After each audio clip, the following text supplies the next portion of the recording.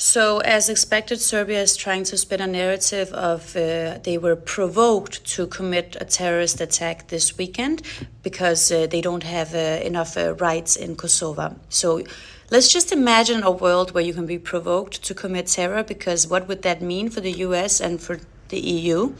And let's move on. So, how were they provoked? Is it because they don't have their own university? Well, no, but Albanians in southern Serbia don't. Is it because they don't have their own hospital? No, not that either. Is it because they pay for electricity? No, we do. Is it because they pay for taxes? No, they don't pay for taxes in Kosovo. Of course not. Can they protest freely? Yeah, they can, because they live in a democratic country. Albanians in southern Serbia do not. Is it because they can't raise their own flag in public? Pretty much they plaster the flag everywhere, as you can even see in the videos of the terrorists running around the church. There's even flags in their churches. There's flags everywhere. Are Albanians in Serbia allowed to raise the Albanian flag? Absolutely not. Do we recognize their diplomas so that they can get employed in Kosovo? Yes, we do. They do not recognize Albanian diplomas. Do they have reserved seats in parliament? Absolutely, 10. Do we have any in Serbia? No, of course not. And then the most important, do we remove them just automatically from the civil registry so they don't have a right to vote or to live or to exist? No, we don't. But so far they have removed 6,000 Albanians in southern Serbia. If we want to talk about provocation or lack of basic human rights, we should be looking at how Albanians in southern Serbia are treated, because the only thing I'm embarrassed about is how little we have done for them so far.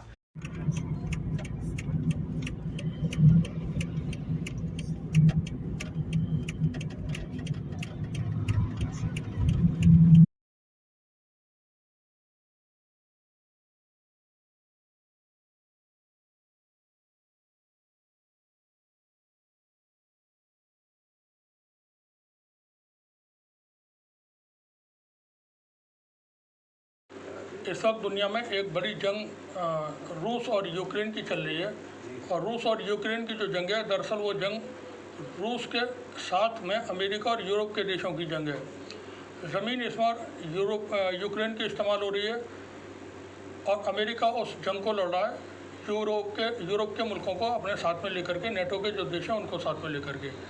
रूस के साथ में चीन है, north Korea है, Iran है और कई सारे देश हैं अफ्रीका के भी, वो भी रूस के साथ में है। वहीं अमेरिका के साथ जो मुल्क हैं उनकी तादाद 80 से भी ज़्यादा है, जो किसी न किसी तरीके से इस जंग में शामिल हैं। इस जंग के अभी ख़त्म होने के कोई इम्कानात नहीं है। 19 महीने तकरीबन बीत चुके हैं। रूस ने इस दौरान जंग में वहाँ पर यूक्रेन के अंदर काफ़ी ज़मीन पर कब्ज़ा कर लिया है और दोनों देशों के दरमियान घमासान की जंग वहाँ हो रही है। ये जंग अभी चली रही है कि इस बीच एक बड़ी खबर और है, उसकी रिपोर्ट और उसकी जानकारी हम आपको यहाँ दे रहे हैं। और वो खबर ये है कि यूरोप के देशों में एक और जंग शुरू होने वाली है। मुमकिन है ये किसी भी वक्त ये जंग शुरू हो सकती है। हालात इस वक्त बहुत तनावपूर्ण है। ये मुल्क है सर्बिया और कोसोवो। सर्बिया के अधीन था कोसोवो। 2008 में कोसोवो ने सर्बिया से आज़ादी हासिल की और उससे पहले यहाँ पर बहुत खून खराबे हुए, बड़ी लड़ाइयाँ हुई, बहुत जो लोग थे उनके कत्ल हुए। कोसोवो को अमेरिका और यूरोप के देश मान्यता देते हैं, वहीं रूस और चीन इस देश को मान्यता नहीं देता है। वो सर्बिया के साथ है इस मामले में।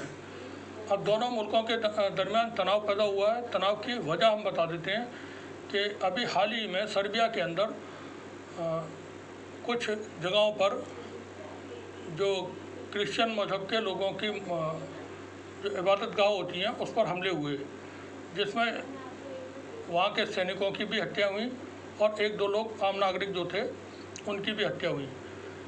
इसका इल्ज़ाम सर्बिया ने कोसोवो पर लगाया कि ये कोसोवो ने किया है, जिसके बाद कोसोवो एकदम आग बबूला हो गया और उसने कई सारे हमले जो थे, आतंकवादी हमले, वो सर्बिया आग बबूला हो गया। सर्बिया ने कई सारे हमले कोसोवो के अंदर करवाए, आतंकवादी हमले।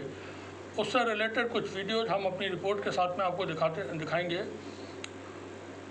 रिपोर्ट के शुरू में भी आप देखेंगे कुछ वीडियो वो कोसोवो के होंगे, और जो आप बाद में देखेंगे वो कोसोवो और सर्बिया दोनों जगह के होंगे। कोसोवो एक मुस्लिम देश है, वहाँ की जो आबादी है वो अल्बानियंस हैं। 80% आबादी तकरीबन वो मुस्लिम्स हैं, बाकी जो 20% है उसमें सर्ब्स हैं और दूसरे धर्मों के लोग हैं। सर्बिया में कम आबादी में, बहुत कम तादाद में मुस्लिम्स हैं, बाकी तकरीबन 90-95% वहाँ पर क्रिश्चियनिटी के मानने वाले हैं। अब ये दोनों मुल्क आपस में वहाँ भिड़े हुए हैं। सर्बिया के साथ जैसा हमने बताया वो रूस और चीन है, और कोसोवो के साथ अमेरिका और नेटो के देश हैं। रूस के साथ इनका जो लड़ाई है वो यूक्रेन में चल रही है। अब ये एक जगह और टकराने के हालात में आ चुके हैं। अब यहाँ पर दुनिया की सारी इक्वेशन बदल जाती हैं। एक जगह जो मुल्क आपस में दोस्त होते हैं वो दूसरी जगह पर एक दूसरे के ख़िलाफ़ हो जाते हैं। कोसोवो में के साथ टर्की है। टर्की यूक्रेन में रूस के साथ है, अमेरिका के भी साथ है और यूक्रेन के भी साथ है।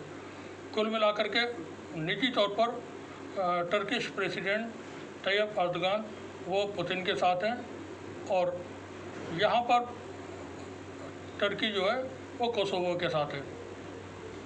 अरब के भी देश कोसोवो के साथ होंगे। तो यहाँ जो हालात बने हुए हैं इस वक्त, वो भारी सैन्य बल वहाँ पर सीमाओं पर अपने तैनात हो गए।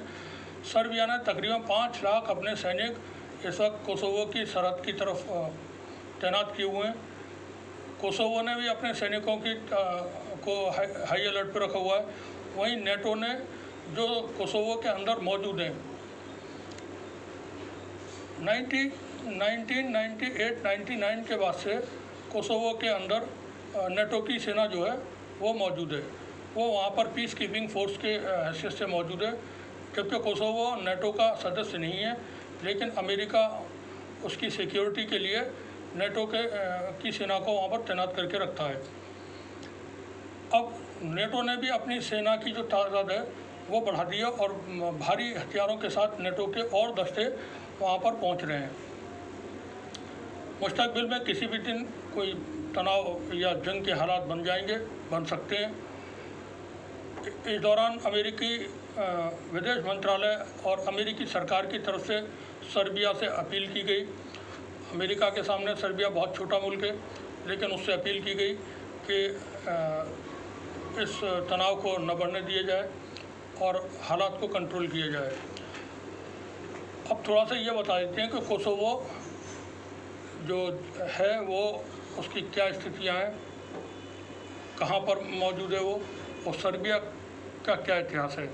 कोसोवो यूरोप में है, और वो चूँकि यूरोप के केंद्र में बल्कान का जो रीजन है उसमें है, और ये चारों तरफ से खुश्की से और दूसरे देशों से घिरा हुआ है, यानी इसके पास समंदर नहीं है। प्रिस्टीना इसकी कैपिटल है, वही इसकी आर्थिक, वित्तीय, राजनीतिक, व्यापार का केंद्र है। वहीं पर इस कोसोवो की संसद है, वहीं पर राष्ट्रपति भवन है, और वहीं से पूरी की पूरी सरकार काम करती है। कोसोवो बल्कान के केंद्र में भूमि से घिरा हुआ है, जिसकी सीमा उत्तर और पूर्व में सर्बिया, दक्षिण पूर्व में उत्तरी मैसेडोनिया, दक्षिण पश्चिम में अल्बानिया और पश्चिम में मोंटेनेग्रो से लगती है। मध्य कोसोवो के अधिकांश भाग पर मोंटेहिजा और कोसोवो क्षेत्र के विशाल मैदान और क्षेत्रों का प्रभाव यानी असर है।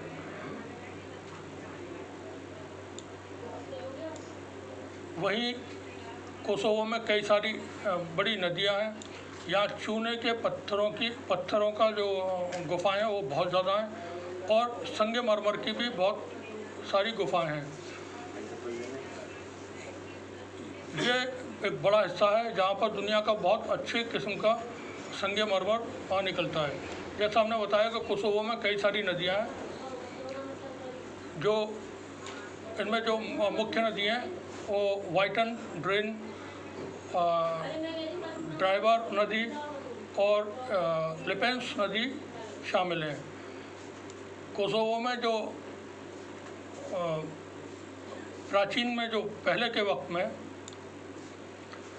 प्राचीन एलियानन को अल्बानियाई पूर्ववर्तीय और बल्कान प्रायद्वीप के प्रारंभिक निवासियों के रूप में जाना जाता है, जिसके बाद छठवीं और सातवीं जो सेंचुरी थी उसमें स्लाव जो लोग थे वो आए। कोसोवो देश पर 9वीं शताब्दी से लेकर 12वीं शताब्दी में सर्बों के नियंत्रण तक बुल्गारिया का शासन रहा। 1389 में ओटोमन साम्राज्य के तुर्कों ने सर्बों को हराया और कोसोवो पर कब्जा किया। ओटोमन साम्राज्य, ये टर्की की जो हुकूमत थी उसको कहते हैं। उस वक्त ओटोमन की जो हुकूमत थी वो दुनिया के 3 महाद्वीपों में फैली हुई थी, अफ्रीका, एशिया और यूरोप। यूरोप के 22 मुल्क ओटोमन साम्राज्य के अधीन थे, जिस पर तुर्की की हुकूमत चलती थी।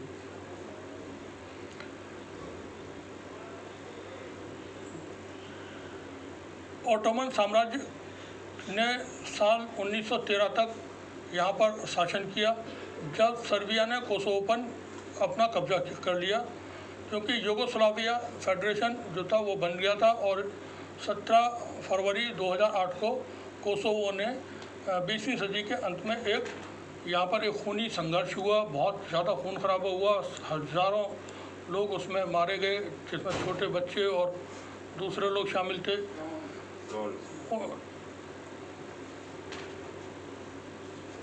ये चीज़ें, खून खराबा वगैरह वहाँ चलता रहा। इस दौरान बहुत सारे आपस में समझौते हुए। जैसा हमने बताया 2008 में कोसोवो की जो संसद थी उसके द्वारा कोसोवो की आज़ादी की घोषणा की गई। कोसोवो की अधिकांश मान्यता के साथ कोसोवो गणराज्य बना। कोसोवो वर्तमान में दुनिया का दूसरा और यूरोप का सबसे युवा देश है। कोसोवो के जो आज़ादी थी उसको अमेरिका और यूरोप के देशों ने मान्यता दी, रूस और चीन ने इसको मान्यता नहीं दी। वहीं भारत का स्टैंड भी ऐसा है कि भारत ने भी कोसोवो को मान्यता नहीं दी। संसद जो 2008 में वहाँ बनी थी उसने अपना नया संविधान अपनाया। अंतर्राष्ट्रीय न्यायालय ने सर्बिया की एक शिकायत के जवाब में 2008 में सर्बिया में कोसोवो की जो आज़ादी थी उसको कानूनी वैधता नहीं दी। अब 14वीं सदी में जो ओटोमन साम्राज्य का कब्जा था उसके बारे में थोड़ा सा बता दें। यहाँ की जो आबादी थी कोसोवो की, वो अधिकांश जो आबादी थी वो ईसाई थी। जब तुर्की के अल्बानियाई नस्ल के लोग वहाँ पर पहुँचे तो उसके बाद फिर वहाँ के बहुत सारे लोगों ने इस्लाम कबूल कर लिया। और कोसोवो का जो इलाका है, जो अब मुल्क है, उस पर उसमें मुस्लिम्स की आबादी बहुत ज़्यादा हो गई।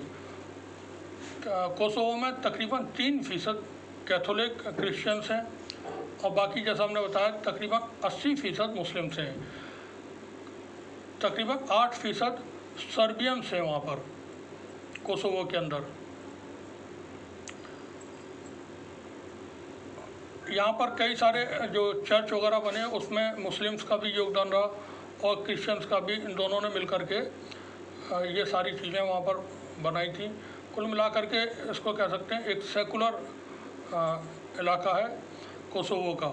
लेकिन वहाँ पर हालात जो हैं वो कभी ठीक नहीं हुए।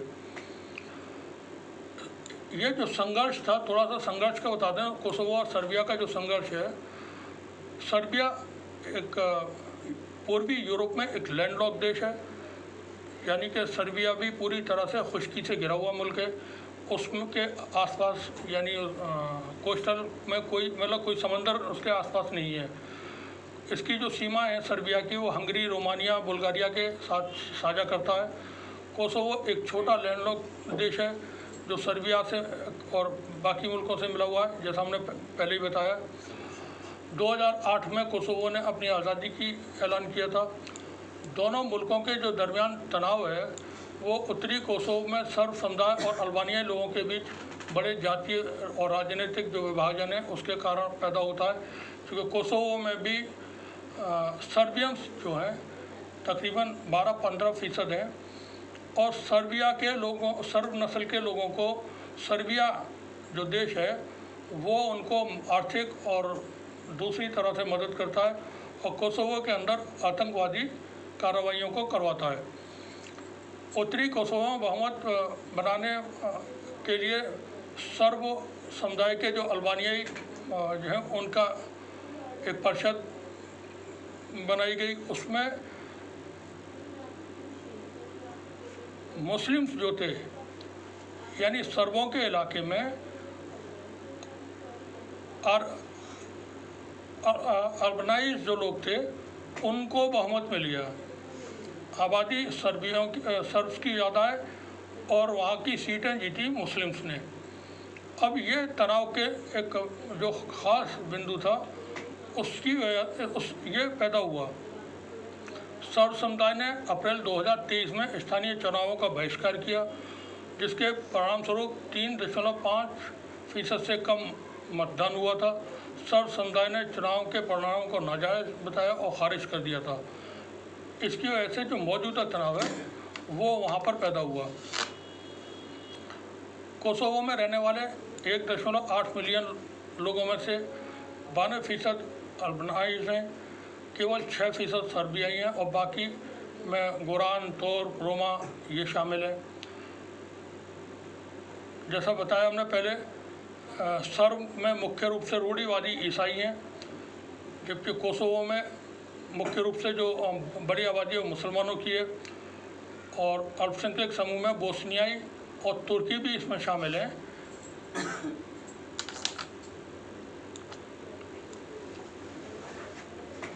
यहाँ पर कोसोवो की जो लड़ाई है उसका थोड़ा सा भी हम जिक्र करना चाहेंगे, या जो अभी हालात में जो चीज़ें बिगड़ी हुई हैं दोनों देशों के बीच में, उसका थोड़ा सा हम फ्लैशबैक में जाकर के और बताने की कोशिश करेंगे। यूगोस्लाविया का जो विघटन था, जो उसका टूटना था, वो कैसे हुआ और कैसे सर्बिया अलग हुआ।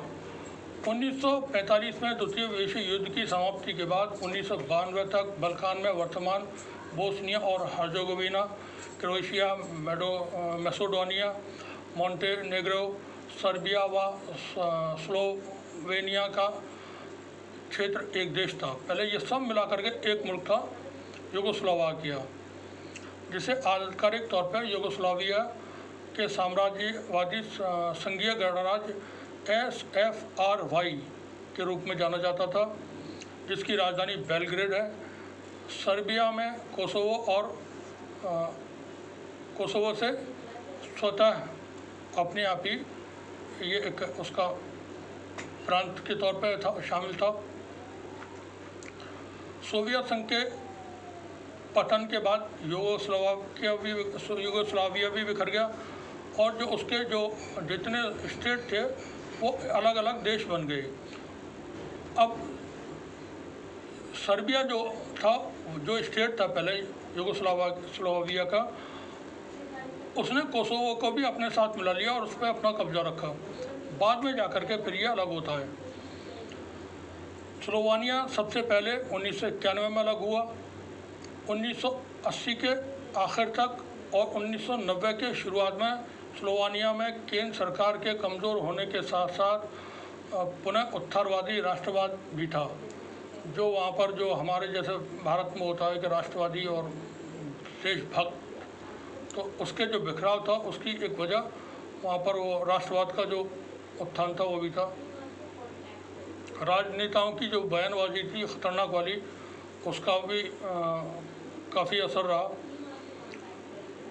आम जो यूगोस्लाव थे उनकी पहचान को ख़तरा हुआ और जातीय समूह में खौफ और बेयकीनी पैदा हुई, जिसकी वजह से ये यूगोस्लाविया का विघटन हुआ था। 1998 में 1998 में जातीय अल्बानियाई विद्रोहियों ने सर्बियाई शासन को चुनौती देने के लिए कोसोवो लिबरेशन आर्मी KLA का गठन किया। उसके बाद फिर यहाँ पर नेटो का हस्तक्षेप होता है। 1999 में सर्बिया की क्रूर प्रतिक्रिया के बाद नेटो ने हस्तक्षेप किया, क्योंकि सर्बिया के जो सैनिक थे वो कोसोवो में मुस्लिम बहुल इलाकों में जुल्म करते थे, जैसे म्यांमार में आज की तारीख में हम देखते हैं। और वहाँ पर बहुत बड़े बड़े प्रोग्राम हुए, नरसंहार हुए, जेनोसाइड, हज़ारों मुस्लिम्स को वहाँ पर सर्बिया के सैनिकों ने मारा। तो फिर नेटो का जो दखल था वो बढ़ा और सर्बिया के ख़िलाफ़ तकरीबन 78 दिन का हवाई अभियान नेटो ने वहाँ चलाया और भयानक गोलाबारी सर्बिया के कई इलाकों पे, कई सारे शहरों में की। उसके बाद वहाँ पर जो माइग्रेशन था वो बढ़ा और ये चीज़ें ऐसी तरह से आगे बढ़ती रहीं। जून 1999 में कोसोवो अंतर्राष्ट्रीय प्रशासन के अधीन आ गया। हालांकि इसकी अंतरिम जो स्थिति थी वो बिल्कुल अनसुलझी रही और वो अभी कोई किसी तरह का जो आश्वासन था वो नहीं हुआ अंतर्राष्ट्रीय समुदाय की तरफ से। अच्छा, भारत का क्या रुख है कोसोवो को लेकर के?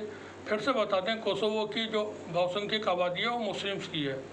अब इसको लेकर के भारत का क्या रुख है? भारत का दावा है कि कोसोवो मान्यता हेतु आवश्यक 3 सिद्धांतों को पूरा नहीं करता है। एक है परिभाषित क्षेत्र, लोगों द्वारा स्वीकृत विधित गठित सरकार और शासन का प्रभावी नियंत्रण।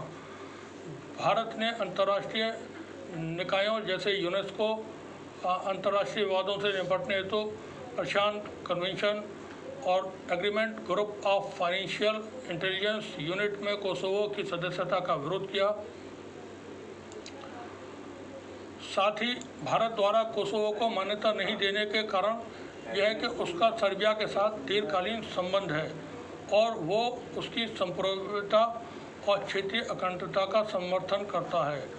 कोसोवो और सर्बिया में जो विवाद है उसमें नेटो के जो सैनिक हैं वो कोसोवो में रह कर के सर्बिया के आतंक से वहाँ के लोगों को बचाने की कोशिश करते हैं। अब जो हाल में तनाव हुआ है, हम सिर्फ इसकी बात करते हैं।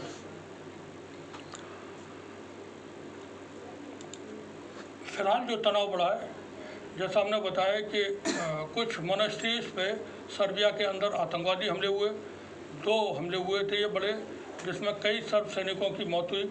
सर्बिया ने इसके लिए कोसोवो को जिम्मेदार ठहराया और उसके बाद उसने अपना जो फौज थी उसको बॉर्डर पे तैनात कर दिया। अमेरिका ने इसके लिए अपील भी की है।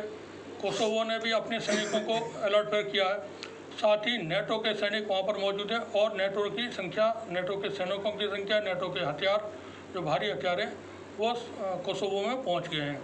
अब दोनों देशों के बीच भारी तनातनी है, किसी भी वक्त ये जंग भड़क सकती है। और पूरी रिपोर्ट हमने इसको पब्लिश किया है तीसरी जंग हिंदी के पोर्टल पर, उसका लिंक हमने दिया हुआ है नीचे।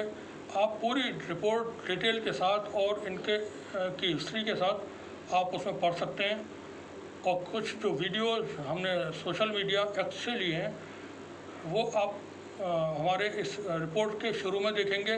तो वो वीडियोस आपको जो शुरू के हैं वो कोसोवो के हैं और जो आखिर में वीडियोस हमने दिखाए हैं वो कोसोवो और सर्बिया दोनों जगह के हैं। तो देखिए ये रिपोर्ट। और चूँकि दुनिया जो है, दुनिया में बगैर जंगों के जो देश हैं, जो राजे महाराजे हैं या जिनको प्रेसिडेंट और प्राइम मिनिस्टर आज बोलते हैं, वो हुकूमतें नहीं चला पाते हैं। उनको जंगें कहीं ना कहीं किसी न किसी तरीके से चाहिए होती है। उनके अपने व्यापार, उनके देशों के व्यापार इनसे चलते हैं। अब यूक्रेन की जंग चल रही है। यूक्रेन के ख़िलाफ़ अमेरिका और नेटो के देशों को उम्मीद थी कि इस जंग में रूस कमज़ोर हो जाएगा, टूट जाएगा, लेकिन ऐसा नहीं हुआ। रूस की जो इकोनॉमी है बहुत ज़्यादा पावरफुल हो गई और उसके पास जो पैसा था दुनिया में वो पहले से बहुत ज़्यादा आ गया। साथ ही उसने अपना जो डॉलर का ट्रेड था वो बिल्कुल ख़त्म सा कर दिया है और टोटल जो उसका अपना एक्सपोर्ट है वो अपनी करेंसी में कर रहे हैं या चीनी करेंसी में। रूस के साथ इस वक्त तकरीबन पूरा अरब साथ में है। ईरान रूस का एक बहुत ही करीबी मित्र देश है। ईरान के हथियारों ने यूक्रेन में तबाही मचाई हुई है। ख़ास तौर से ईरान के बनाए हुए ड्रोन यूक्रेन के लिए काल बने हुए हैं। अब तक नेटो के देशों ने, अमेरिका ने जो हथियार यूक्रेन को दिए, उनको तबाह करने में सबसे ज़्यादा जो कारगर साबित हुए हैं वो ईरान के ड्रोन शाहिद 136 हुए। इसके अलावा ईरान ने पूरी रेंज एक तैयार कर दी है ड्रोन्स की। उसके पास अलग अलग कैपेसिटी के ड्रोन्स हैं और दुनिया में सबसे ज़्यादा प्रोडक्शन इस वक्त शायद ईरान के अंदर ही हो रहा है। और उसकी कई सारी यूनिट्स ईरान और ईरान के बाहर तजाकिस्तान वगैरह में ड्रोन के कारखाने वहाँ पर लगे हुए हैं और वो वहाँ पर ड्रोन का निर्माण कार्य चल रहा है। तो ये जो जंगें हैं वो मुल्कों को सहारा देती हैं उनकी इकोनॉमी को चलाने के लिए, उनके वर्चस्व को दुनिया में कायम रखने के लिए। और दुनिया में वर्चस्व कायम करने के लिए ही सुपर पावर्स जो हैं वो आपस में झगड़ते हैं। तो ये जंग शुरू हो सकती है, ऐसे हालात बने हुए हैं। और फिर से बता दें एक बार, कोसोवो के साथ अमेरिका है और यूरोप के देश हैं। सर्बिया के साथ रूस है और चीन है। कोसोवो को अमेरिका और नेटो के देशों ने मान्यता दी हुई है अलग देश के तौर पे। वहीं चीन और रूस ने उसको मान्यता नहीं दिया और भारत ने भी नहीं दी है। तो देखिए ये रिपोर्ट और बताइए कैसी लगी। शुक्रिया आप सभी का। Forțele tale. Rrugës që shkojnë për izvar nga Donsk. E veturat tona a janë të policisë apo janë të Këto dy shqiptarëve? veturat janë të policisë, të cilat kanë qenë të sulmuara dhe kanë marrë mendjen e ngjarjes.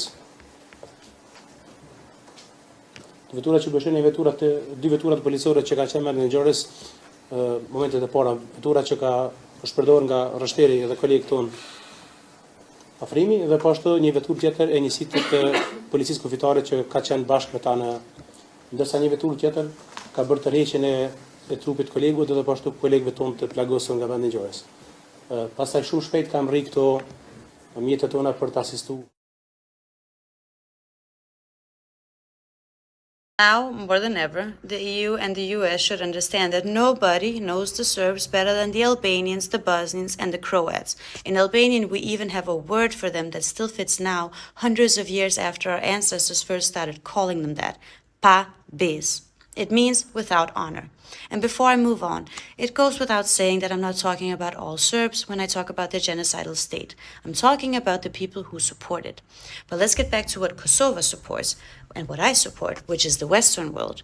What's the point of confusing us like this and telling us that refugees should rebuild their country so they can return to it if you're going to allow a new genocide to happen when we do?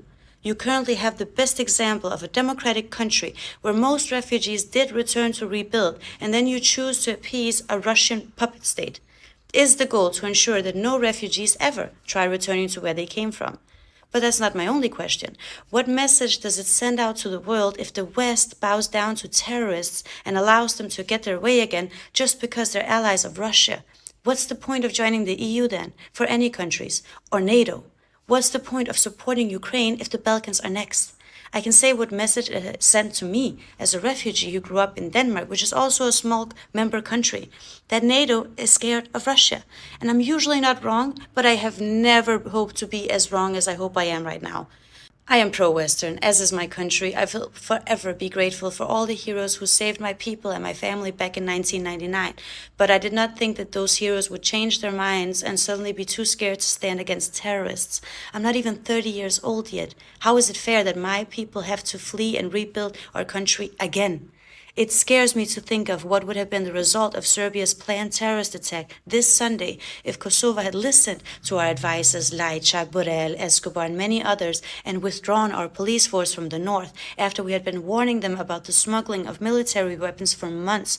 It also scares me to think of what kind of terror or new genocide they will be able to plan if we implement this so-called association of Serb municipalities, which would harm us so much that it even goes against our own constitution.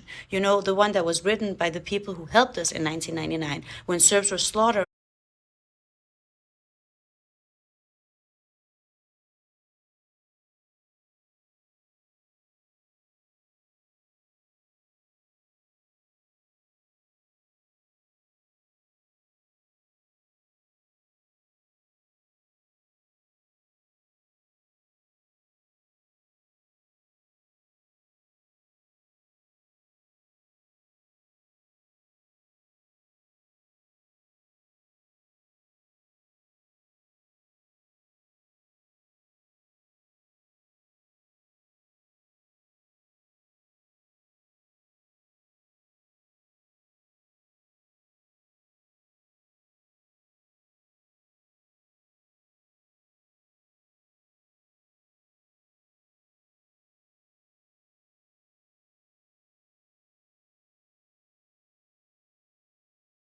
Since 1999, more than 150 churches and monasteries were destroyed by Albanian extremists.